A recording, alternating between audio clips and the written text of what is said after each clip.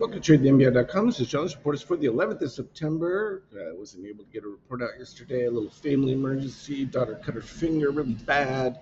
Had to go to the emergency room. Good news is all taken care of, but she will have a new fingerprint. So the stitches will certainly alter that. But, these things happen. It's life. From a reading standpoint, we're still continuing on this same magenta writing over yellow on the MBI reading, so it's a continuation of that. The added short value into it is just for short covering, so it's been writing things higher. You can see we've already moved to, well, if today works out, you'll be cyan under red, always a buy configuration, but the crossover happened prior to that. All the way back here just yesterday. And so that clearly became the final point, and it just consistent with the shakeout rise. And so now we've got that key that I was looking for. Shakeout eclipsing the previous histogram level, about to take out this one, and that would give you congruency for new breakout. So that becomes relevant to pay attention to within that. From an NQ standpoint, a bit different. So you got MBI white leading, even though you still have magenta. So a little bit stronger from a short standpoint, but also that forced covering situation, nowhere near cyan under red. So you can see the divergence between, you can see it's reflected really clearly here in the histogram of the shakeout. Yeah, we have taken out the previous one, but you can see there's just a clear breakdown relative to the S&P of the strength model, and so that's just because the Nasdaq had led for a while, and now it's S&P's turn. Treasury is certainly breaking out into the new range, and that's just an indication that everyone believes the Fed's going to do a thing. The Fed governor has gotten the reprieve because her sorority sister said that she could stay in there. Don't know that the Charlie Kirk situation and that assassination will have that much of a market impact, but certainly a huge impact from the Republican side. I mean, the guy was a force of direction for Turning Point, and so crazy. These things starting to build, so it is what it is, but sad nonetheless. From a oil standpoint, yeah, we're not.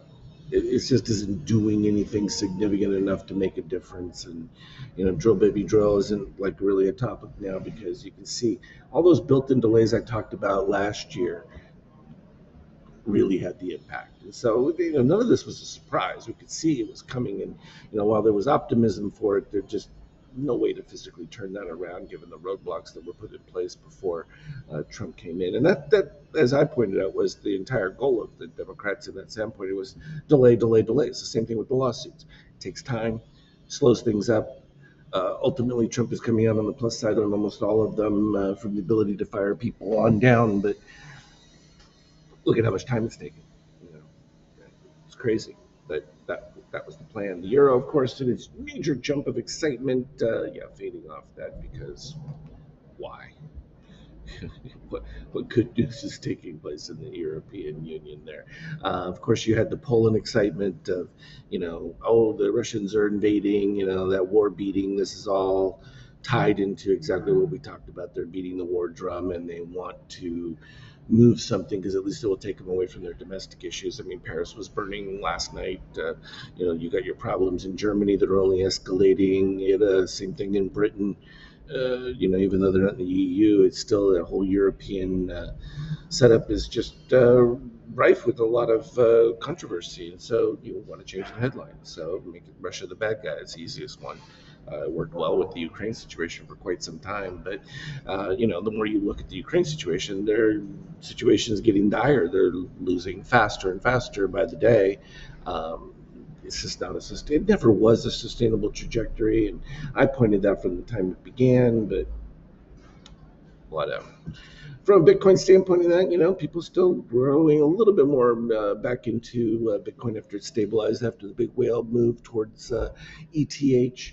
And ETH has been modest as well. There isn't just anything that's driving that. It's all the excitement from the legislation and stuff like that sort of faded now, and it's just going to be the impetus of the regular modalities of how much inflation and things do people see, and inflation really quite tamed. I mean, we saw the consumer prices not rising, the expectation for them not. So this blows the whole tariff argument that, oh yeah, well, you're going to keep seeing it, and it just makes Powell and them look really bad. You know, you're supposed to be the foremost economist, and to get it this wrong, this long, wow, just, I mean, who keeps their job in that scenario? I don't know. Makes no sense. From our MBI standpoint, though, it had the buy signal. We got up into that 76, we just wasn't able to sustain anything. Then we had the little dip from the MBI white lead to the 50%, but Magenta took over, and you're in that forced cover rally right now. Ticks right back up to the highs. So that's all pretty clean. When we look at the tighter intraday, it was all early action. European, and then when the market opened, that was a low 7, but that faded all the way. And then it was until the end of the day when all those puts got put into there that the calls were able to turn it around and push things. And that's what we've got here in the European session as well. It's been modest. Things have calmed down. That's basically the result of it. But now you got to see companies actually proving they're doing something, and that divergence is going to start growing. And again, this energy model that I talked about, I think that's going to be the next step. So we'll see that play out over the coming year. And everyone will look back and say, "Oh, what a shock! We were so surprised." And you just come back to the tape and say, "Oh, yeah, we knew that."